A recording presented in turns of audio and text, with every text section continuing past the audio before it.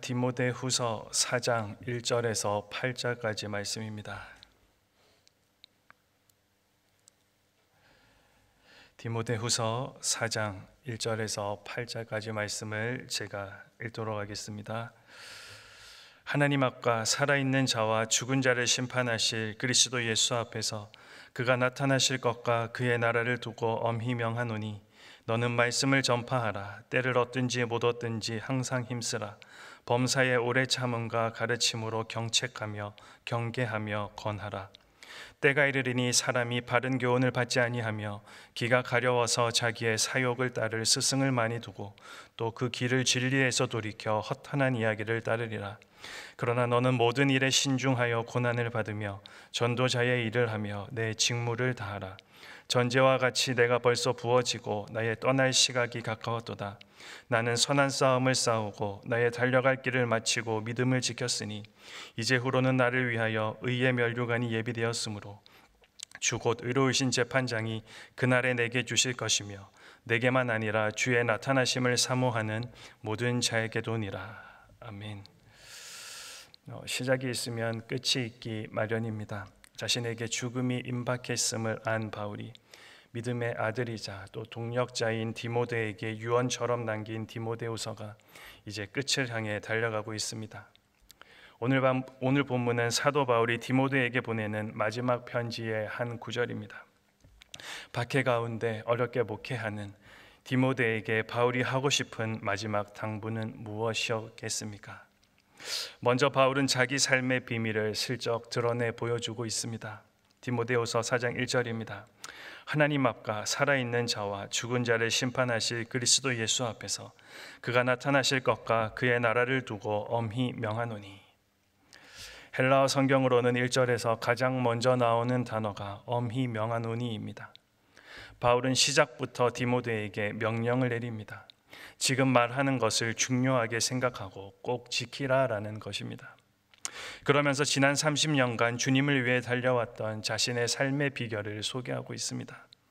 그것은 바로 하나님 앞가입니다. 즉 하나님 앞에서 살았다라는 것입니다. 바울은 다른 사람들의 기대 또 다른 사람들의 눈길에 맞추어 살지 않았습니다. 그는 하나님과 심판자로 오실 그리스도의 눈앞에서 하나님 나라를 바라보며 살아갔습니다. 현대인들은 대개 다른 이들의 눈을 의식하며 살아갑니다. 사람들의 칭찬을 받으면 기뻐하고 비난을 받으면 슬퍼합니다. SNS에 자기 근황을 올린 후에 많은 이들이 좋아요를 눌러주기를 바랍니다.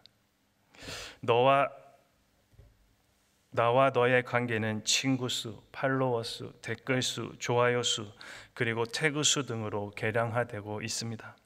이것은 현대인들이 다른 사람의 눈으로 자기를 보고 자기 가치를 평가하고 있다라는 것을 우리들에게 보여주는 것입니다. 그러나 하나님의 눈앞에서 살아가는 사람들, 심판자로 오실 주님 앞에서 살아가는 사람들, 지금도 다가오고 있는 하나님 나라에 마음을 두고 살아가는 이들은 다릅니다. 그들이 유의하고 의식하는 것은 다른 사람들의 평가가 아니라 바로 하나님의 말씀입니다. 주전 8세기의 예언자인 아모스는 하나님의 말씀을 듣지 못하는 기근이 사람들을 괴롭히게 될 것이다 라고 우리들에게 말했습니다. 아모스 8장 11절입니다. 주 여호와의 말씀이니라. 보라 날이 이를지라 내가 기근을 땅에 보내리니 양식이 없어 주림이 아니며 물이 없어 가람이 아니요 여호와의 말씀을 듣지 못한 기갈이라. 말씀에 졸이고 목마른 시대, 지금 바로 그런 때가 아니겠습니까? 말씀의 홍수 시대라는 거창한 타이틀을 달았지만 하나님의 말씀이 왜곡되고 참된 말씀은 경청되지 않는 시대입니다. 그럼에도 불구하고 진리의 말씀은 선포되어야 하는 것이 맞습니다. 그러기에 바울도 오늘 디모데에게 다음과 같이 당부합니다. 2절 말씀입니다. 너는 말씀을 전파하라. 때를 얻든지 못 얻든지 항상 힘쓰라. 범사에 오래 참음과 가르침으로 경책하며 경계하며 권하라. 엄히 명하노니라고 말함으로써 강한 권면을 할 것임을 암시한 바울이 곧바로 매우 강력하게 강조하며 당부하는 것은 바로 말씀을 전파하라라는 것입니다. 때를 얻든지 못 얻든지 항상 말씀을 전파하며 가르치며 경책하며 경계하며 권하라입니다. 바울이 이토록 당부하는 이유가 무엇입니까? 이어지는 3절과 4절에 잘 기록해 놓았습니다. 때가 이르리니 사람이 바른 교훈을 받지 아니하며 기가 가려워서 자기의 사욕을 따를 스승을 많이 두고 또 그 길을 진리에서 돌이켜 허탄한 이야기를 따르니라. 이를 증명이라도 하듯 오늘날 세상은 바른 교훈이 무엇인지에 대해 별 관심이 없습니다. 사람들이 세워놓았던 도덕적 기준도 제거해야 할 고리타분한 사고로 전락해버린 지 오래입니다.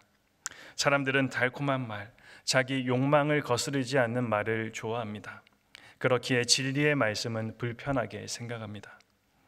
이건 어느 시대나 마찬가지인 듯 보입니다. 예레미야서에 이런 말씀이 나옵니다. 예레미야 23장 33절을 세 번역으로 제가 한번 읽어보겠습니다. 이 백성 가운데 어느 한 사람이나 예언자나 제사장이 너에게 와서 부담이 되는 주님의 말씀이 있느냐라고 묻거든 너는 그들에게 대답하여라. 부담이 되는 주님의 말씀이라고 하였느냐? 나 주가 말한다. 너희가 바로 나에게 부담이 된다. 그래서 내가 이제 너희를 버리겠다 말하였다라고 하여라. 부담이 되는 말씀이다. 하나님의 말씀은 부담이 된다. 정직하게 말하자면 하나님의 말씀은 부담이 되는 말씀이 맞습니다. 그 말씀은 우리의 안일한 일상을 뒤흔들기 때문입니다. 욕망을 거슬러 살 것을 요구하기 때문입니다. 나 좋을 대로 살지 말고 남 좋을 대로 살라라고 우리들에게 말씀하기 때문입니다. 그렇기에 참된 말씀은 처음에는 씁쓸하게 느껴집니다. 하지만 일단 삼키면 꿀송이보다 더 달게 느껴지는 것이 바로 하나님의 진리의 말씀입니다. 오늘날 세상은 이 진리의 소리를 점점 더 묵살하려 하고 있습니다. 그러기에 바울은 어떤 상황 속에서도 그리스도의 진리를 담대히 전할 것을 엄히 명하고 있습니다. 신앙생활에서 우리는 때때로 순풍을 만날 수도 있지만 고난의 파도를 만날 때도 있습니다. 그럼에도 불구하고 이 하나님의 진리의 말씀을 전하는 것은 성도로서의 우리의 사명이 분명합니다.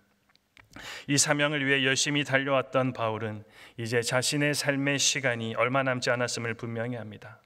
그래서 더욱 이렇게 선포합니다. 6절 말씀입니다. 전제와 같이 내가 벌써 부어지고 나의 떠날 시각이 가까웠도다. 전제라는 것은 부어지는 제물입니다. 부어드리는 제물은 포도주나 피를 부어 바치는 것으로 미룰 수 없는 헌신을 의미합니다. 바울은 자신의 마지막 피 한 방울까지 주님의 제단 앞에 온전히 바쳐지기를 소원하고 있습니다.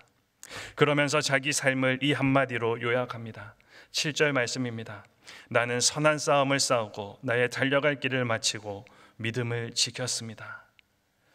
성도들의 삶은 싸움입니다. 끝없이 자아를 중심으로 이 세상을 구성하려는 욕심과 싸우는 과정이고 하나님의 뜻을 거스려는 불의한 세상과 맞서 싸우는 과정입니다. 바울은 자기 욕망에 맞서는 일에 힘겨움을 이렇게 표현한 적이 있습니다. 로마서 7장에서 내 속사람으로는 하나님의 법을 즐거워하되 내 지체 속에서 한 다른 법이 내 마음의 법과 싸워 내 지체 속에 있는 죄의 법으로 나를 사로잡는 것을 보는도다. 마음으로는 하나님의 법을 섬기지만 육신으로는 죄의 법을 섬기는 모순된 존재가 바로 우리들이라는 사실입니다.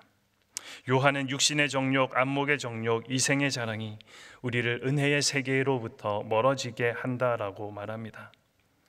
지금 우리는 얼마나 치열하게 죄의 법과 싸워가고 있습니까? 이미 세상 질서에 투항한 채 적당히 우리의 삶을 살아가고 있는 것은 아닙니까? 희생이 요구되는 곳에서는 안전을 먼저 생각하고 불의에 맞서야 할 자리에서는 그 자리를 회피할 생각부터 또 핑계를 찾는 일에 익숙해진 것이 우리의 모습은 아닙니까? 나는 선한 싸움을 싸우고 달려갈 길을 마치고 믿음을 지켰습니다. 짤막하게 이어지는 이 세 문장이 참으로 강력합니다. 가진 것이 아무것도 없어도 이 말을 할 수 있는 사람은 참 행복한 사람이라 생각이 듭니다. 바울은 다메섹으로 가는 길에서 주님을 만난 이후 십자가 복음을 전하기 위해 전력했습니다. 보람도 있었지만 인간이 겪을 수 있는 온갖 시련과 고통을 다 맛보았습니다. 그럼에도 불구하고 그는 그 길에서 벗어나지 않았습니다.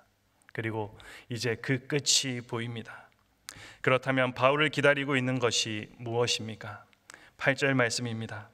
이제후로는 나를 위하여 의의 면류관이 예비되었으므로 주 곧 의로우신 재판장이 그날에 내게 주실 것이며 내게만 아니라 주의 나타나심을 사모하는 모든 자에게도니라.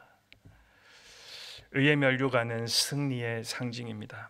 그것을 어떤 세상적인 명예로 생각해서는 안 됩니다. 그 면류관은 십자가의 고난인 동시에 부활의 기쁨입니다.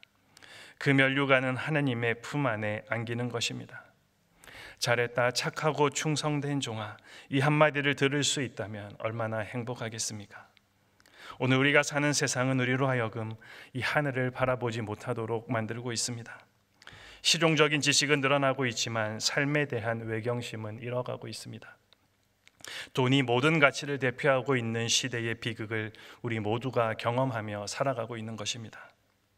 이러한 때와 시대에 하나님의 음성이 계속해서 들려지도록 해야 합니다. 사람들이 하나님의 신비에 눈을 뜰 수 있도록 도와야 합니다.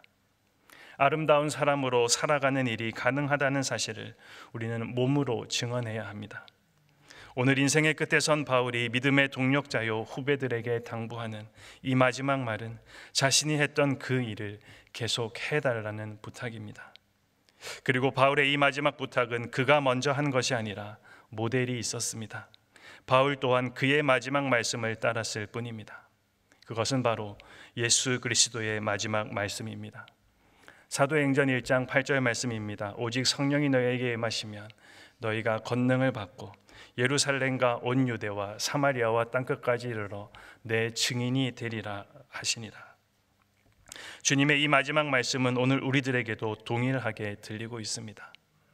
주님과 바울의 부탁을 우리는 오늘 마음 깊이 새기고 기회가 좋든지 나쁘든지 하나님의 말씀을 선포하고 피차 건면하여서 하나님 나라를 바라보도록 격려해 보지 않으시겠습니까? 주님은 우리와 더불어 아름다운 세상을 열어가기를 원하십니다. 오늘 우리들 각자에게 주어진 삶의 자리야말로 하나님이 우리를 부르신 소명의 자리임을 잊지 말고 그곳에서 하나님의 나라를 시작하는 용기를 다시 한번 발휘해 보십시오. 주님께서 여러분들과 함께 하실 것입니다. 이 하루 사명자로 또 귀한 복음의 통로로 살아가는 우리 모두 되기를 원하고 또 그렇게 살아가는 복된 하루 되시기를 축복합니다. 아까 우리가 불렀던 찬송가입니다. 새 찬송가 510